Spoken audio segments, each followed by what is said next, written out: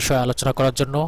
তো আমি পদক্ষেপ ওয়েবসাইটে আসছি, এখান থেকে ক্যারিয়ার ক্লিক করলাম। আবেদন করতে পারবেন। আমি কিছু এখানে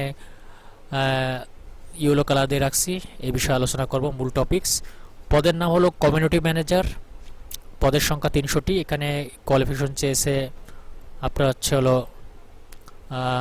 মাস্টার্স পাস অথবা স্নাতকোত্তর ও সমান পাস, অর্থাৎ বিএ পাস হলেও আপনারা আবেদন করতে পারবেন।